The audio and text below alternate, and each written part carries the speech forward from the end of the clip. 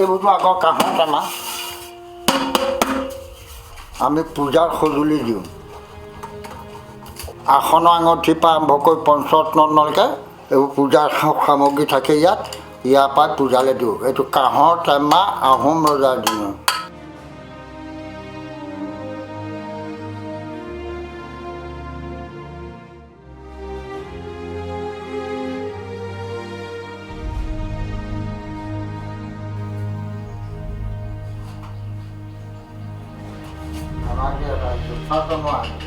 বেয়া ভোগ নামতি কৰিব আৰু এবছৰ আছে কম সম্পত্তি নহয় লাগে পঢ়া মানুহ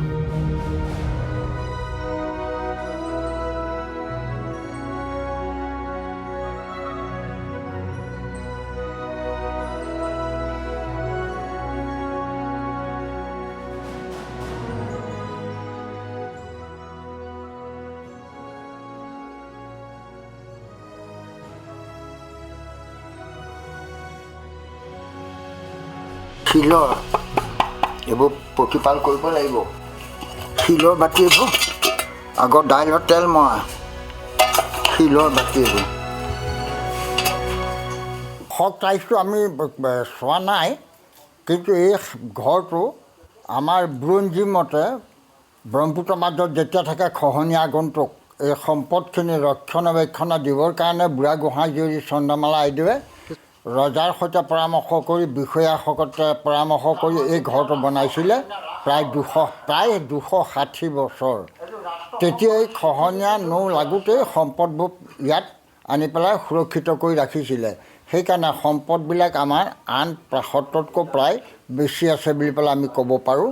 সেইকাৰণে বস্তুটো সুৰক্ষিত হৈ আছিলে সেইটো যদি আগন্তুক নহ'লহেঁতেন ব্ৰহ্মপুত্ৰত হয়তো এইখিনি জাহ গ'লহেঁতেন আমি এই বস্তুখিনিকে চানেকিখিনি দেখুৱাই অসমীয়াৰ জাতিটোৰ ঐতিহ্যৰ গৌৰৱটো আনিবলৈ আমি সক্ষম নহ'লোহেঁতেন আগৰ পুৰণা ঘৰবিলাকৰ হ'ল চূণ বৰালি মাছ হাঁহ কণী বৰা চাউল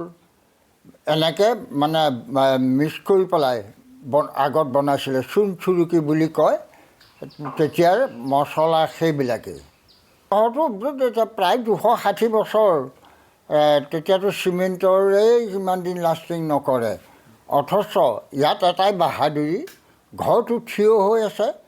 আৰু ঘৰৰ যিখিনি ইটা সেই ইটাখিনি ইমান মানে শুদ্ধ মাটিয়ে বনোৱা তাত মিশ্ৰিত একো নাই কিন্তু গাঁঠতেহে যদি মিশ্ৰিত আছিলে বৰালি মাছৰ পৰা আৰম্ভ কৰি মাটিমাহৰ হাঁহ কণীলৈকে চূণ চুৰুকি দি কিন্তু ইটাত নাই ইটাত শুদ্ধ মাটিয়ে বনোৱা এতিয়াও 260 বছৰ সি এতিয়াও আৰু 500 বছৰ লাষ্টিং কৰিব সেই ইটা যদি নতুনকৈ ঘৰ বনাই পেলাই ব্যৱহাৰ কৰে ইমানেই শক্তিশালী আছিলে ঘৰটো চাবলৈ মই জনাত মই ইণ্ডিয়ান টুডেটো মাৰিছোঁ আহিছে দিল্লীৰ পৰা বিদেশৰ মানুহ আহক বুলি মোৰ পৰাই লৈছে তেতিয়া মই এতিয়ালৈকে জনাত বা মোৰ ফটোৰ German Japan Italy France Russia America Britain Thailand Nepal আৰু চীনত 2 কপি মই সেইটো ক'ব পাৰোঁ চীনৰ 2জনী ছোৱালী আহিছিলে তেওঁলোকে এইখন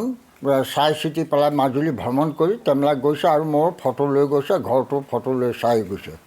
আমি জনামতে ঐতিহ্যমণ্ডিত শ্ৰী শ্ৰী দক্ষিণপাট সত্ৰতে মাজুলীত প্ৰথম কংক্ৰিটৰ ঘৰ যিটো আহোম যুগতে নিৰ্মাণ হৈছিল চন্দ্ৰমালা আইদেউৰ দিনত এই ভাগ ঘৰ আমাৰ দক্ষিণপাট সত্ৰতে অৱস্থিত হৈ আছে বৰ্তমান ইয়াৰ ইটাবিলাক বৰা চাউল বা হাঁহৰ ডিম মাটিমাহ এই আহোম ৰজাৰ দিনত যিবিলাক ৰংঘৰ কাৰেংঘৰ বনোৱা ইটা সেইবিলাক ইটাৰে এই ঘৰভাগ নিৰ্মাণ কৰা হৈছিল বুলি আমি জানিব পাৰিছোঁ এই ভাগৰ বয়স বৰ্তমান 250 বছৰৰ অধিক কিন্তু এতিয়া বৰ্তমান ঘৰভাগ যথেষ্ট বেয়া হৈছে আমাৰ সত্ৰৰ ফালৰ পৰা টিঙৰ বেৰা দি ৰাখি থোৱা হৈছে ভিতৰ ইটাখিনি আঠাটো সম্ভৱ নাইকিয়া হৈছে সেইটো কাৰণে খহি যাব ধৰিছে সত্ৰৰ সত্ৰাধিকাৰ হৈছে বৰ্তমান তাক অকণমান প্ৰতিপালকৈ ৰাখিছে যদি চৰকাৰৰ ফালৰ পৰা ঘৰটো সংৰক্ষণৰ ব্যৱস্থা কৰা হয় তেতিয়াহ'লে এটা ভাল সম্পত্তি থাকি যাব বুলি আমি আশাবাদী মাজুলীৰ প্ৰথমটো পকাঘৰ হিচাপে সংৰক্ষণ কৰা প্ৰয়োজন মাজুলীৰ প্ৰথমটো পকাঘৰ হিচাপে সংৰক্ষণ কৰাটো অতিব প্ৰয়োজন এই ঘৰভাগ এতিয়া আমাৰ বৰ্তমান বৰভাল হিচাপে